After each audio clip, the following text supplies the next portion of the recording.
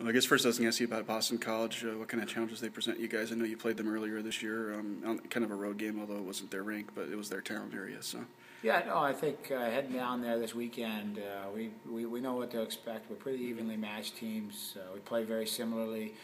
All the games over the last couple of years have been up and down, very exciting games, and we're going to expect pretty much the same thing. They like to go, we like to go, and even though the game was a 2-1 game down there earlier in the year, it was a real good up and down match. And I just watched it on the video the other day, and we got one extra bounce than they did, and that's how we came up 2-1. Was that one of the games where you kind of your team maybe first realized what kind of potential they had? Because that was maybe the first big win you had of the year. I mean, you'd won a couple before that, but that was a big team that you beat on the road. I mean, was that kind of maybe the game that made them realize what they could do down the stretch here? That weekend was big. We played Boston College on the Thursday night, and then we played Friday afternoon against Northeastern. I think BC was 4 in the country at the time, and Northeastern was 7. And that gave us a big shot of confidence heading out of there, winning both of those games that weekend. And I think some people started to emerge, started to play confidently. We've been going with pretty much the same lines, and I think just where people knowing where they need to be with the same people every single night makes a big difference. What kind of turned the corner for you guys, would you say, too? So like I said, at one point you were 6 and 7, but you played a lot of good teams. It wasn't like you were losing to bad teams. But what were they doing differently now that they weren't doing? I think our work ethic has improved over the Christmas break, and that's something that we had a big long month off at Christmas break, and we used that before they went to talk about how we wanted to approach the second half of the season. And we were able to watch some video and go over some of the things that we felt like we needed to work on. And at the end of the day, I think everybody just kind of saw that we had to work a little harder. And they bought into it.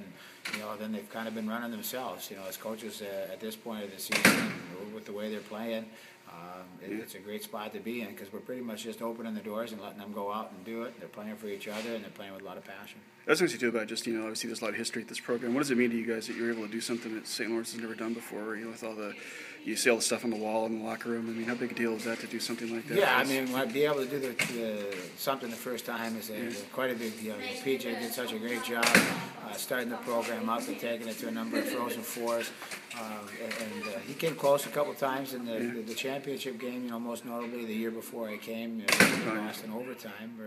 And I think, a lot of people didn't realize that it was the first one. And, because PJ had done such a good job with all the other teams. But, I think it was something that everybody's going to take away from as a pretty special feeling. I was going to say, obviously, as a coach, it's got to be a little bit of a challenge when you replace a guy who did as much as he did. But it looked like he didn't shy away from the legacy. I mean, like I said, he put all this stuff on the wall there, reminding the kids. What was your approach to it? Because I said it had to be a little pressure, I think, to take over for a guy who's done all the stuff he did and doesn't really know where to go but down, so to speak. Well, no question. And when he left, the cupboard was certainly full. And, we had a real good year that year.